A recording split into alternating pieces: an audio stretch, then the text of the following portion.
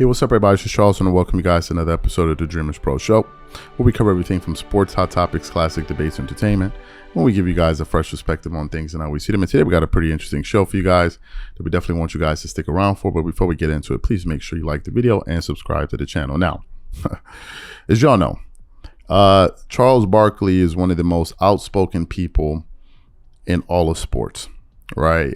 And because of how candid he is, it has caused him to have a few run-ins or spats, let me say, with a bunch of NBA players. To name a few, I can give you LeBron James, DeMarcus Cousins, and of course our favorite one, Kevin Durant. Right?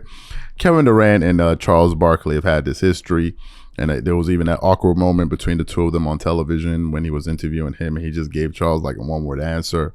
Made the entire thing pretty awkward.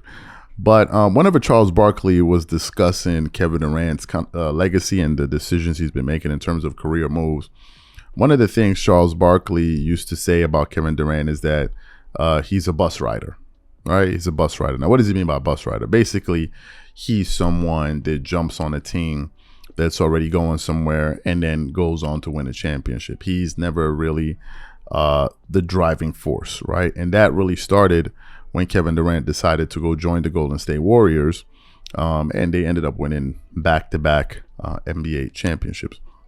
And in a recent sit-down that Kevin Durant had, he actually started to respond to some of the things that Charles Barkley was saying about him. So what we want to do is we want to play some of the things that he had to say in response to Charles Barkley and just his general thoughts on Charles Barkley, and then we're going to come back and react to that.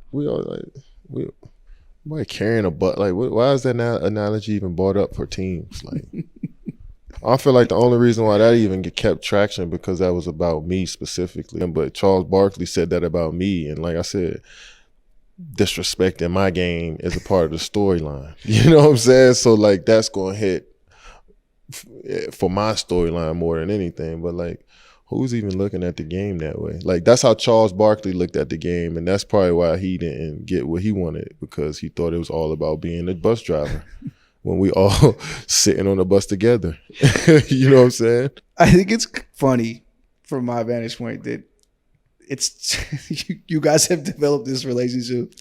That's crazy. And I don't think there's beef. I don't think there's actual beef from either one of you. Yeah, I wouldn't call it beef. I just think he's just mad opinionated, and he feels as though like that's his job to be mad opinionated in a negative way against players. Yeah. Like, I feel like he feels that the job requires him to, nitpick and look at just the negative in the players. I'm not saying you should only talk about the positive either, but like when you clearly show bias that you're trying to take away from what these players have done, then it just looked corny on his part. Like, you're a legend in the game. Like, we respect what you've done. And like, when you start trying to tear people apart for what they did in different ways and trying to basically bully people because you're in the media, like, it's just corny to me. But it is what it is. It's a part of the storyline. I think that there are a lot of double standards that exist in sports, right? There are a lot of double standards, and I think we see that a lot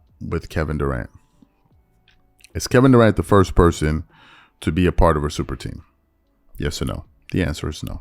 He is not the first person. One of the things that people want to hold against Kevin Durant is, oh, well, he joined the greatest team of all time, when in reality he did not. The greatest team of all time that lost in the NBA Finals. So how is that the greatest team of all time? They're not the greatest team of all time. They're not. To me, the 72 Bulls are the greatest team of all time. You can't be the greatest team of all time and don't win the championship and then beat your chest and talk about the great. But the reason they were saying that was because of the narrative that folks wanted to paint around Kevin Durant, that he joined the greatest team of all time, and therefore what he did was actually very easy. All in a way to kind of minimize his accomplishment. Kevin Durant joined a very, very good team, and they went on to win 2 championships back to back. In those championship runs, he was clearly the best player. He was also clearly the difference in those finals.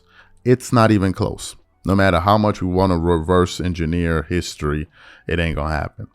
He was clearly the driving force, and he was the best player on the floor. For those entire, if you watch those finals, KD was the best player on the floor. Period. End of story. The first finals, he won the finals MVP. No question. The second one, he was actually trying to give the MVP award. He was deferring to Stephen Curry, and the voters were like, "Nah, bro, you still like you're way better, so we're gonna give it to you." So I don't like the fact that people try to diminish KD. If you listen to Charles Barkley, when he asked what's the difference between what KD and LeBron did, he said there is no difference. And the fundamental fact is there is no difference. There is no difference. The only difference is KD joined the team that was already formed, and in the Miami Heat, they just formed a team. The result was still the same.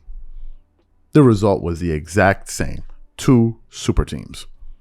That's all. Now, some people say, oh, well, the Miami Heat were a bad team the year before. So what happened? They got LeBron James, who was one of the best players in the world. They got Chris Bosh, who was a 20-10 guy in Toronto, to go join Dwayne Wade, who had just led the league in scoring the year before. Yes, Dwayne Wade had led the league in scoring and was a finals MVP. And they created a super team. And they went on to go to, I believe it was, I think it was 4 straight finals. Yeah, 4 straight finals, because they were 2-4 in the NBA finals. But in the case of LeBron, oh, that's different. And the reason it's different is not because it's different, it's because of the people on TV talking about it that make it different. That's all it is. When you have, and I think, so that's the first thing. The second thing, however, to agree with Charles Barkley, it will work wonders for Kevin Durant's legacy if he wins a championship without a super team.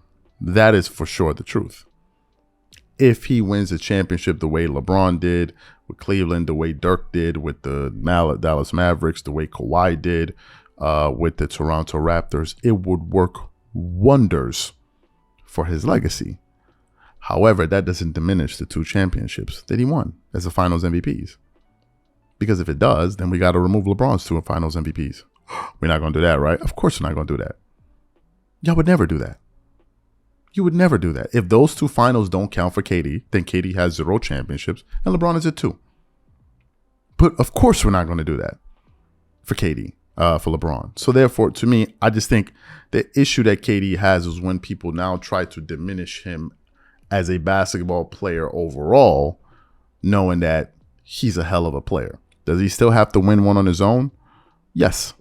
But does that mean that what he did doesn't matter? Hell no. Does it mean that he wasn't the best player in those final series? Hell no. Stephen Curry started getting all this praise when he was able to win that championship against the Boston Celtics last season as the man. But if he didn't win that championship, it doesn't mean that, and just because he won that championship doesn't mean that KD was not the best player in those Warriors team. Nah, he was. He absolutely was. Right? So KD has as much to do with Stephen Curry's 2 rings as Stephen Curry has as much to do with KD's 2 rings.